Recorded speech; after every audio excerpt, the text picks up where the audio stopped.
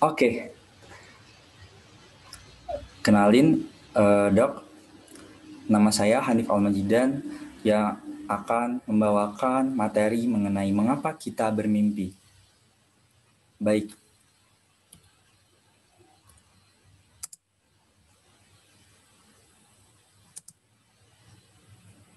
jadi di sini aku udah merangkumnya ke dalam 7 pokok bahasan mengenai manfaat dari bermimpi.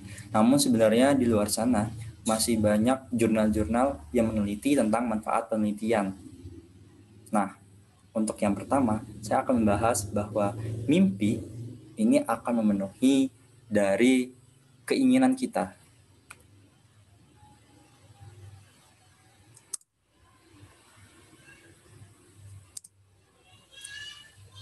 Oke, jadi pada awal tahun 1900-an, ilmuwan bernama Sigmund Freud berkata, walaupun mimpi yang indah maupun nightmare adalah gambaran dari kehidupan kita sehari-hari yang terkait dengan hasrat untuk pemenuhan keinginan dari alam bawah sadar kita.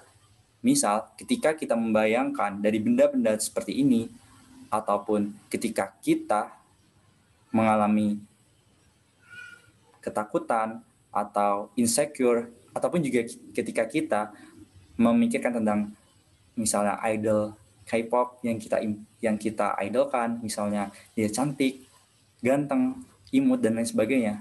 Ini merupakan suatu keinginan dari alam bawah sadar kita. Dan ilmuwan Freud ini juga berkata, apapun yang kita ingat saat kita terbangun dari mimpi adalah gambaran simbolis dari pikiran primitif, dorongan, dan keinginan dari alam bawah sadar kita. Freud juga percaya dengan menganalisis dari elemen mimpi yang teringat, muatan bawah sadar mimpi itu akan terungkap ke pikiran sadar kita. Dan ini juga akan membantu menyelesaikan dari masalah psikologis yang ada ketika kita sudah sadar nanti. Selanjutnya yang kedua, saya akan bahas tentang bagaimana mimpi membantu untuk mengingat.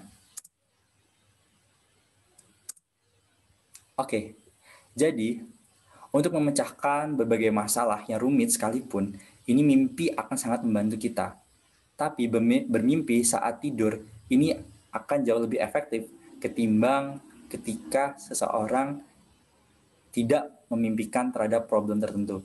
Nah, pada tahun 2010 di sini penelitian menemukan bahwa orang yang dites dengan labirin 3 dimensi di mana dia tertidur dan memimpikan dari problem tersebut, ternyata ketika dia dipersilahkan untuk mencoba labirin tersebut untuk yang kedua kalinya setelah bangun tidur, dia memiliki kemampuan kecerdasan 10 kali lipat ketimbang orang yang tidak memimpikan atau orang yang tidak tidur ketika mencoba permasalahan tersebut untuk yang kedua kalinya.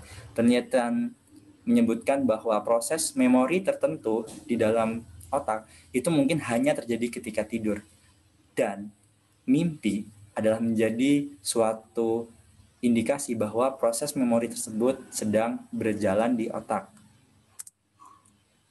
Selanjutnya yang ketiga adalah mimpi ini membantu kita untuk melupakan sesuatu.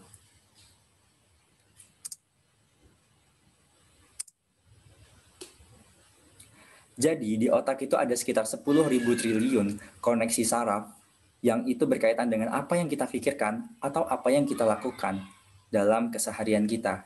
Pada tahun 1983, teori neurobiologi mimpi ini memberikan gambaran mengenai yang namanya reverse atau learning yang menyebutkan bahwa saat tidur, terutama dalam siklus rapid eye movement, neokortex akan meninjau koneksi-koneksi saraf dan akan membuang koneksi-koneksi yang tidak diperlukan. Proses dari pembatalan belajar ini disebut dengan unlearning process. Ini akan membuatmu bermimpi dan akan melepaskan dari memori lama tersebut. Tanpa mimpi, maka memori-memori lama yang tidak diperlukan ini akan menumpuk dan justru akan mengganggu dari jalannya pikiran kita sehari-hari. Maka di sini sangat penting bagi seseorang untuk dapat memimpikan dari memori-memori lama untuk dapat melepaskannya. Selanjutnya yang keempat adalah mimpi akan menjaga supaya otak kita tetap berjalan. Nah, jadi ketika kita tidur dan bermimpi, itu otak tidak sepenuhnya berhenti. Otak akan tetap menjalankan fungsinya, tetapi di sini di bawah alam sadar, yaitu impulsnya akan memiliki penghalang di batang otak atau di brainstem, sehingga fungsi motorik kita akan tidak berfungsi ketika tidur dengan sadar, tetapi di sini kinerja otak akan tetap ada secara unconscious. Baik, bagaimana pembahasannya? Mari kita lihat. Nah, jadi teori di sini bernama continual activation, menyebutkan bahwa mimpimu berasal dari kebutuhan otak untuk memperkuat dan juga membuat ingatan jangka panjang agar dapat berfungsi dengan baik. Nah, untuk pembuatan ingatan jangka panjang sendiri, itu terjadi di dalam hipokampus yang akan mengubah dari short-term memory menjadi long-term memory. Sehingga saat input dari luar itu jatuh ke level tertentu bawah sadar, misalnya saat ketika kamu tidur, maka otakmu otomatis akan memicu dari pengumpulan data-data dari tempat penyimpanan memori tersebut yang akan kamu lihat kembali ketika bermimpi. Jadi, seolah-olah seperti kita melakukan screen saver ketika siang hari dan akan ditampilkan kembali ketika kita sedang bermimpi. Dan itu berfungsi untuk supaya menjaga otak kita tetap melatih supaya memori tersebut tetap berjalan dan juga otak tetap berjalan ketika kita tidur. Selanjutnya adalah pembahasan kelima, yaitu kita bermimpi untuk berlatih.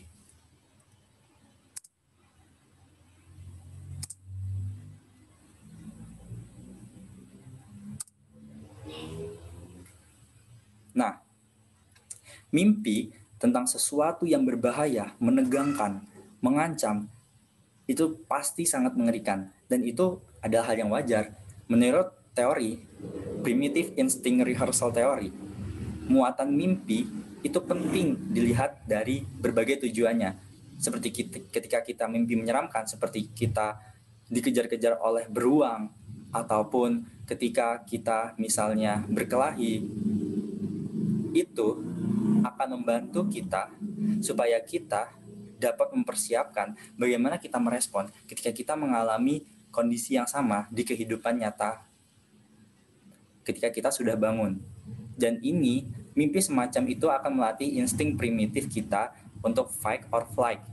Dan ini juga dialami ketika kita mengalami mimpi yang indah. Misalnya ketika kita membayangkan kita bermimpi bertemu dengan seorang dokter yang cantik atau dokter yang ganteng, yang rupawan, dan kita seolah-olah menjadi jodoh dia. Nah, ini akan menjadi suatu latihan insting untuk yang namanya melatih insting reproduksi kita ketika kita sudah sadar nantinya. Selanjutnya, pembahasan yang keenam adalah kita bermimpi untuk healing. Apa itu?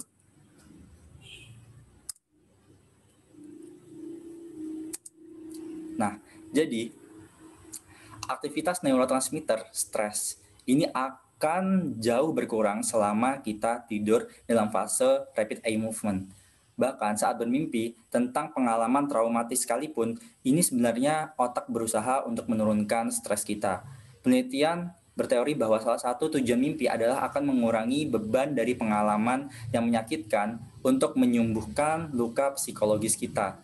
Meninjau dari pengalaman traumatis yang masa lalu dan kemudian memikirkan bagaimana penyelesaiannya secara lebih profesional dan lebih berpengalaman, ini mungkin akan membantu pasien-pasien dengan masalah traumatis untuk dapat menyelesaikan dari masalah psikologisnya. Namun, ternyata dari penelitian, pasien dengan gangguan suasana hati dan juga PTSD yang mengalami sulit untuk tidur dan bermimpi, ini mengalami sulit untuk bermimpi, dan sehingga ini mungkin akan menjadi faktor di mana mereka akan sulit untuk melupakan dari kenangan-kenangan yang buruk di masa lampaunya ketimbang orang yang dapat bermimpi.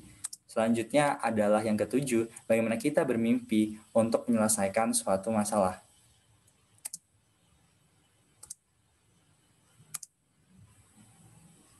Nah, tanpa terikat dari kenyataan hidup dan juga logika-logika masyarakat, bahwa dalam mimpi kamu bisa membuat berbagai skenario, berbagai ide-ide crazy yang hanya kamu yang memikirkannya. Dan ini akan membantumu dalam memahami masalah dan membuat solusi yang mungkin tidak akan kamu sadari ketika kamu dalam keadaan sadar. John Steinbeck menyebutkan ada committee of sleep, dan di sini ilmuwan telah memeragakan efektivitas dari mimpi pada penyelesaian suatu masalah. Di sini contohnya adalah ilmuwan bernama August Kekule yang menemukan struktur benzena segi 6 tadi itu dalam mimpinya, yang dimana ini tidak terpikirkan oleh ilmuwan manapun sebelumnya. Dan makanya di sini bahwa terkadang suatu masalah hanya bisa diselesaikan ketika kita sedang tertidur, dan dimana mimpi ini akan menjadi suatu pertanda bahwa proses penyelesaian dari suatu problem itu sedang berjalan.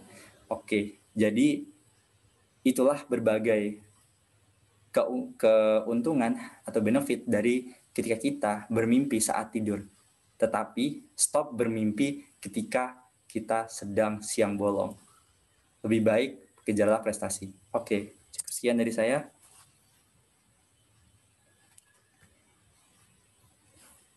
Wow.